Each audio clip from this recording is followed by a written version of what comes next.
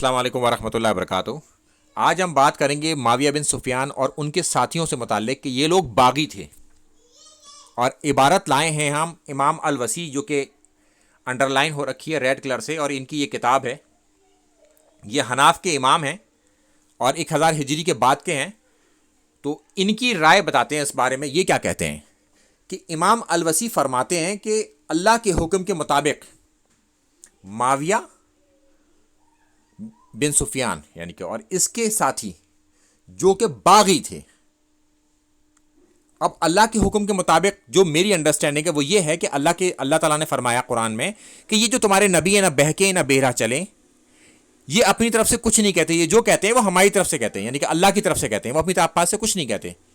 اور اللہ کے رسول صلی اللہ علیہ وسلم نے فرمایا، صحیح بخاری کی حدیث ہے 28-12، کہ حضرت عمار رضی اللہ تعالیٰ عنہ کے بارے میں کہ عمار کو ایک باغی جماعت قتل کرے گی، عمار تو انہیں جنت کی طرف بلائیں گے اور وہ جماعت جہنم کی طرف بلانے والی ہوگی۔ تو وہ جہنم کی طرف بلانے والی باغی جماعت تھی کون سی؟ اس پر ہم فتویٰ دیکھتے ہیں حضرت عبداللہ ابن العاص کا، کہ وہ فرماتے ہیں کہ معاویہ بن سفیان کہ گروہ سے ہی قتل ہوئے تھے عمار ابن یاسر رضی اللہ تعالیٰ عنہ۔ تو باغی جماعت حضرت معاویہ بن سفیان کی تھی، اور یہی وہ جماعت تھی جو جہنم کی طرف بلا رہی تھی۔ السلام علیکم ورحمۃ اللہ وبرکاتہ۔